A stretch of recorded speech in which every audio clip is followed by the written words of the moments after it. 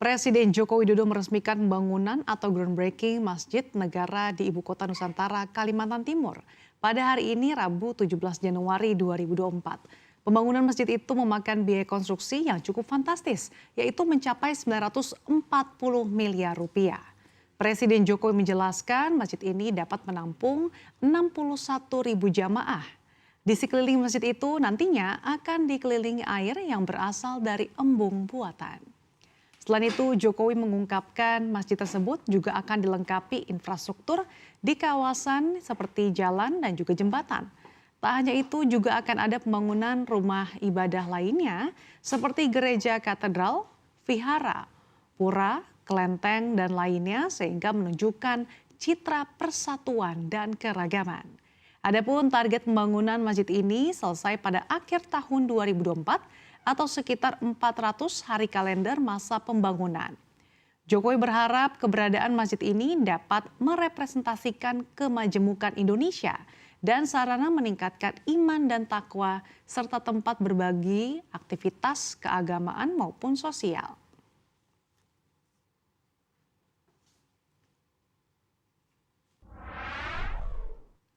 Kita ke informasi berikutnya, siap-siap Anda harus merogoh kocek yang lebih dalam.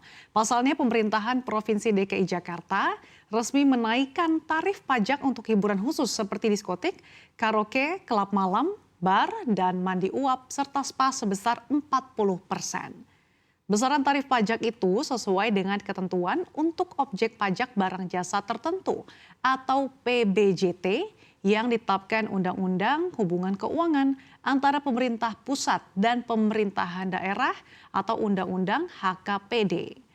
PBJT adalah pajak yang dibayarkan oleh konsumen akhir atas konsumsi barang dan jasa tertentu termasuk di sektor jasa hiburan khusus tersebut. Pajak itu dipungut oleh pemerintahan kabupaten atau kota.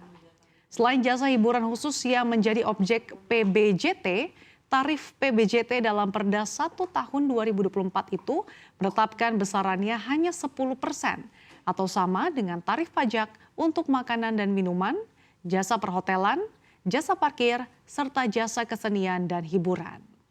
Jasa kesenian dan hiburan yang terkena tarif 10%, dan selain jasa hiburan khusus yang terkena tarif PBJT sebesar 40% terdiri dari 12 jenis. Di antaranya tontonan film atau bentuk tontonan audiovisual lainnya yang dipertontonkan secara langsung di suatu lokasi tertentu.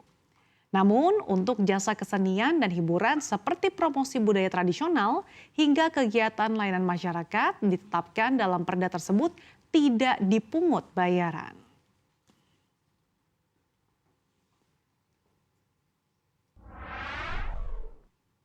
Kita bergeser ke informasi berikutnya. Di tengah langkah pemerintah dalam memutuskan menerapkan identitas digital atau IKD, sejumlah ahli memberikan peringatan untuk penerapan pengganti fotokopi IKTP.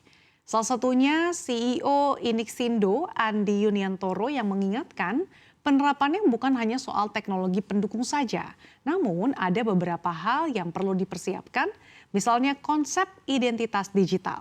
Ia mengatakan tiap kementerian dan lembaga yang terkait harus duduk bersama untuk menghasilkan konsep bersama, sehingga jangan sampai salah menerapkan fondasi dari identitas digital.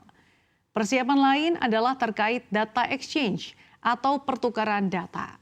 Menurutnya, belum semua pihak di pemerintah menggunakan platform sistem terhubung, layanan pemerintah atau SPLT.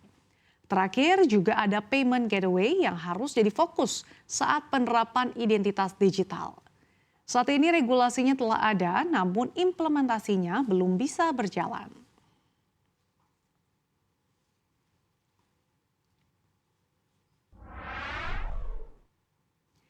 Kita ke informasi yang terakhir. Politisi PDI Perjuangan Marwarar Sirait menjadi sorotan setelah mengumumkan pengunduran dirinya sebagai anggota PDI Perjuangan. Sebelum ramai soal keputusan ini, ia juga pernah menjadi pembicara hangat karena terpantau sempat melakukan pertemuan dengan sejumlah sosok penting di tanah air. Langkah hengkangnya Marwar yang kerap disapa Ara tersebut sejalan dengan keputusannya untuk mendukung Prabowo Subianto dan Gibran Rakabuming dalam konteks keputusan politiknya. Sebelumnya pada Desember tahun 2023 lalu, nama Ara juga sempat menjadi sorotan karena mengunggah foto makan malam bersama sejumlah konglomerat Indonesia, yaitu Sugianto Kusuma alias Aguan, pemilik Agung Sedayo Group, Prayogo Pangestu, pemilik Barito Pacific. Selanjutnya ada Frankie Wijaya yang merupakan bos besar Sinarmas. Dan ada juga Boy Thohir yang merupakan bos dari Adaro Energy. Pertemuan antara para pengusaha kakap itu terjadi di kawasan SCBD Jakarta. Mereka diketahui membahas proyek Ibu Kota Negara IKN Nusantara.